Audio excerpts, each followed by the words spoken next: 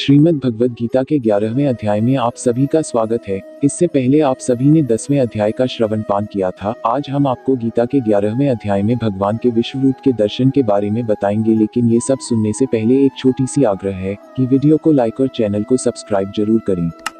गीता के 11वें अध्याय में अर्जुन द्वारा श्री कृष्ण के विश्वरूप के दर्शन के लिए प्रार्थना की गई है। अर्जुन ने कहा, मुझ पर कृपा करने के लिए आपने जो परम गोपनीय आध्यात्मिक विषय ज्ञान दिया है, उस उपदेश से मेरा यह मोह दूर हो गया है। हे कमलनयन, मैंने आपसे समस्त सृष्टि की उत्पत्ति तथा प्रलय और आपकी अविनाशी महिमा का भी वर्णन विस्तार से सुना है।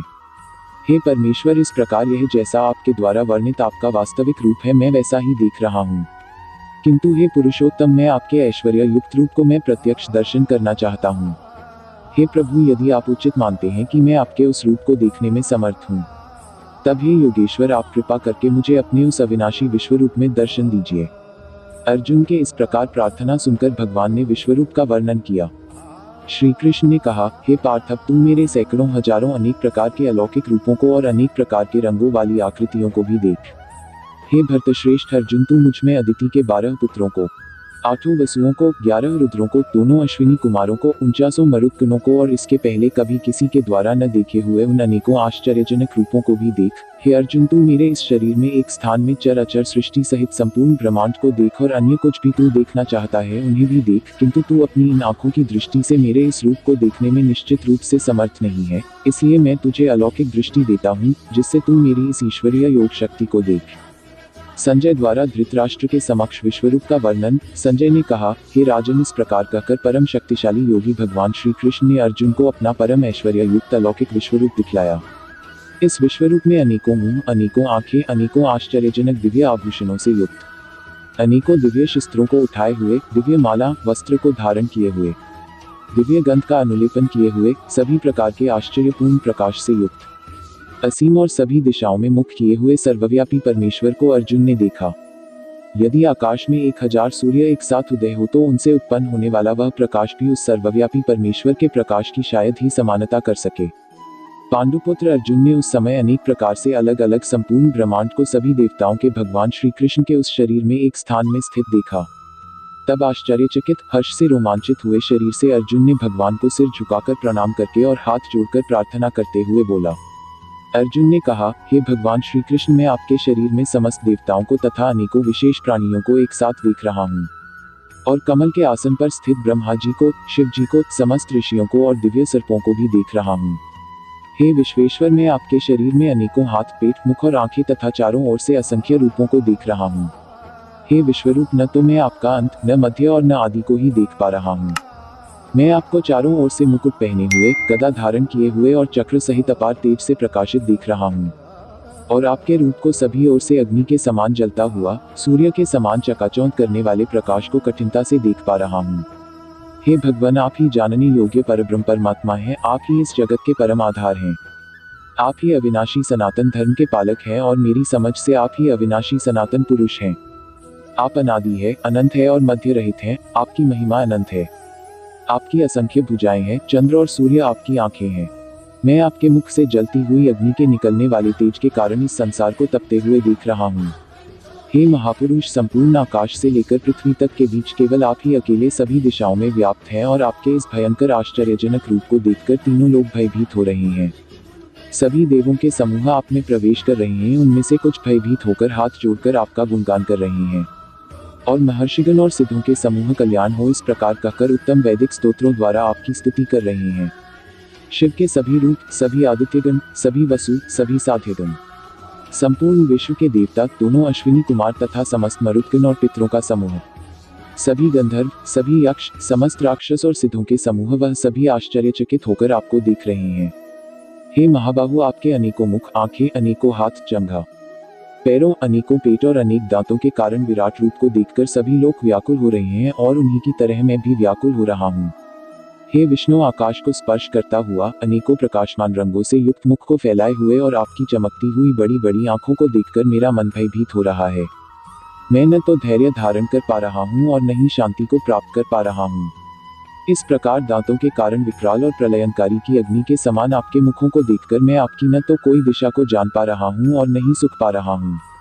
इसलिए हे देवेश, हे जगन्निवास, आप मुझ पर प्रसन्न हो। धृतराष्ट्र के सभी पुत्र, अपने समस्त सहायक वीर राजाओं के सहित, तथा पितामह भीष्म, द्रोणाचार्य, सूत पुत्र कर्ण और हमारे पक्ष के भी प्रधान योद्धा भी आपके भयानक दांतों वाले विकराल मुख में तेजी से प्रवेश कर रहे हैं, और उनमें से कुछ तो दांतों के दोनों सिरों के बीच में फंसकर चूर्ण होते हुए दिखाई दे रहे हैं।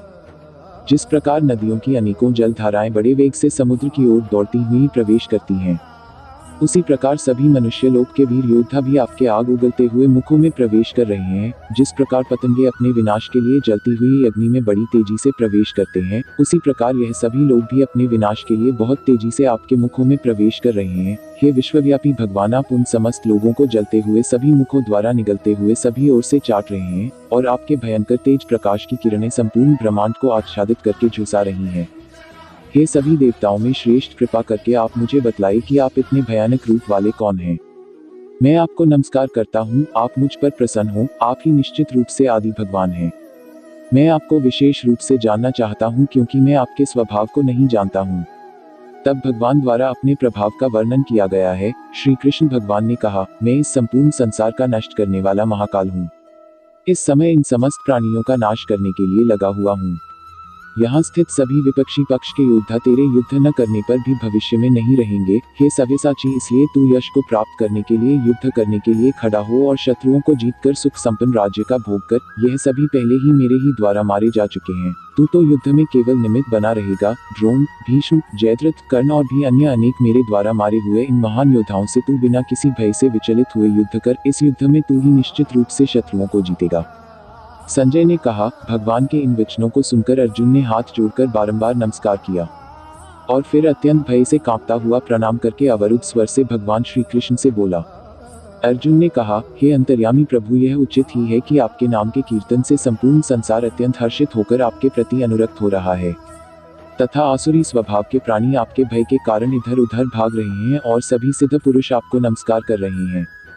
हे महात्मा, यह सभी श्रेष्ठ जन आपको नमस्कार क्यों न करें, क्योंकि आप ही ब्रह्मा को भी उत्पन्न करने वाले हैं।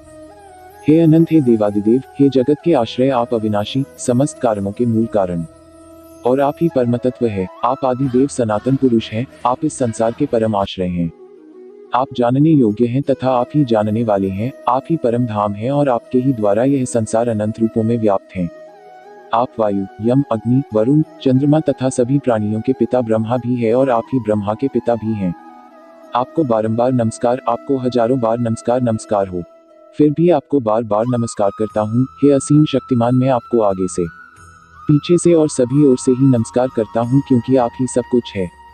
आप अनंत पराक्रम के स्वामी हैं, आप ही से समस्त संसार व्याप्त हैं, अतः आप ही सब कुछ हैं। आपको अपना मित्र मानकर मैंने हठपूर्वक आपको हे कृष्ण, हे यादव, हे सखा, इस प्रकार आपकी महिमा को जाने बिना मूर्खतावश या प्रेमवश जो कुछ कहा है। हे अच्युत, यही नहीं, हंसी मजाक में, आराम करते हुए, सोते हुए, बैठते हुए या भोजन करते हुए, कभी अकेले में या कभी मित्रों के सामने मैंने आपका जो अनादर किया है, उन सभी अपराधों के लिए मैं क्षमा मांगता हूँ। आप इस चल और अचल जगत के पिता, और आप ही इस जगत में पूजनीय आध्यात्मिक गुरु हैं। हे अचिंत्य शक्ति वाले प्रभु, तीनों लोकों में अन्य न तो कोई आपके समान हो सकता है, और न ही कोई आपसे बका हो सकता है। अतः मैं समस्त जीवों के पूजनीय भगवान के चरणों में गिरकर साष्टांग प्रणाम करके आपकी कृपा के लिए प्रार्थना करता हूँ। हे मेरे प्रभु, जिस प्रकार पिता अपने पुत्र के अपराधों को, मित्र अपने मित्र के अपराधों को, और प्रेमी अपनी प्रिया के अपराधों को सहन कर लेता है, उसी प्रकार आप मेरे अपराधों को सहन करने की कृपा करें। यह सब कहने के बाद अर्जुन द्वारा चतुर्भुज रूप के लिए प्रार्थना किया गया। अर्जुन ने कहा, पहले कभी न देखे गए आपके इस रूप को देखकर मैं हर्षित हो रहा हूँ, और साथ ही मेरा मन भय के कारण विचलित भी हो रहा है। इसलिए हे देवताओं के स्वामी, हे जगत के आश्रय, आप मुझ पर प्रसन्न होकर अपने पुरुषोत्तम रूप को मुझे दिखलाइए। हे हजारों भुजाओं वाले विराट स्वरूप भगवान, मैं आपके मुकुट धारण किए हुए और हाथों में शंख, चक्र, गदा और पद्म लिए रूप का दर्शन करना चाहता हूँ। कृपा करके आप चतुर्भुज रूप में प्रकट हों। तब भगवान द्वारा विश्वरूप के दर्शन की महिमा और चतुर्भुज दर्शन दिया गया। श्री भगवान ने कहा, हे अर्जुन, मैंने प्रसन्न होकर अपनी अंतरंगा शक्ति के प्रभाव से तुझे अपना दिव्य विश्वरूप दिखाया है। मेरे इस तेजो में अनंत विश्वरूप को तेरे अतिरिक्त अन्य किसी के द्वारा पहले कभी नहीं देखा गया है। हे कुरुश्रेष्ठ, मेरे इस विश्वरूप को मनुष्य लोक में न तो यज्ञों के द्वारा, न वेदों के अध्ययन द्वारा, न दान के द्वारा, न पुण्य कर्मों के द्वारा, और न कठिन तपस्या द्वारा ही देखा जाना संभव है। मेरे इस विश्वरूप को तेरे अतिरिक्त अन्य किसी के द्वारा पहले कभी नहीं देखा गया है। हे मेरे परम भक्त, तुम मेरे इस विकराल रूप को देखकर न तो अधिक विचलित हो और न ही मोहग्रस्त हो। अब तू पुनः सभी चिंताओं से मुक्त होकर प्रसन्नचित्त से मेरे इस चतुर्भुज रूप को देख। तब संजय ने कहा, वासुदेव, भगवान श्री कृष्ण ने अर्जुन से इस प्रकार कहने के बाद अपना विष्णु स्वरूप चतुर्भुज रूप को प्रकट किया और फिर 2 भुजाओं वाले मनुष्य स्वरूप को प्रदर्शित करके भयभीत अर्जुन को धैर्य बंधाया। अर्जुन ने कहा, हे जनार्दन, आपके इस अत्यंत सुंदर मनुष्य रूप को देखकर अब मैं स्थिर चित्त हो गया हूँ और अपनी स्वाभाविक स्थिति को प्राप्त हो गया हूँ। तब श्री कृष्ण ने कहा, मेरा जो चतुर्भुज रूप तुमने देखा है उसे देख पाना अत्यंत दुर्लभ है। देवता भी इस शाश्वत रूप के दर्शन की आकांक्षा करते रहते हैं। मेरे इस चतुर्भुज रूप को, जिसको तेरे द्वारा देखा गया है, इस रूप को न वेदों के अध्ययन से, न तपस्या से, न दान से और न यज्ञ से ही देखा जाना संभव है। हे परंतप अर्जुन, केवल अनन्य भक्ति के द्वारा ही मेरा साक्षात दर्शन किया जा सकता है, वास्तविक स्वरूप को जाना जा सकता है और इसी विधि से मुझ में प्रवेश भी पाया जा सकता है। हे पांडुपुत्र, जो मनुष्य केवल मेरी शरण होकर मेरे ही लिए संपूर्ण कर्तव्य कर्मों को करता है, मेरी भक्ति में स्थित रहता है, सभी कामनाओं से मुक्त रहता है और समस्त प्राणियों से मैत्री भाव रखता है, वह मनुष्य निश्चित रूप से मुझे ही प्राप्त करता है। इस प्रकार उपनिषद, ब्रह्मविद्या तथा योगशास्त्र रूप श्रीमद् भगवद गीता के श्री कृष्ण अर्जुन संवाद में विश्वरूप दर्शन योग नाम का 11वां अध्याय संपूर्ण हुआ।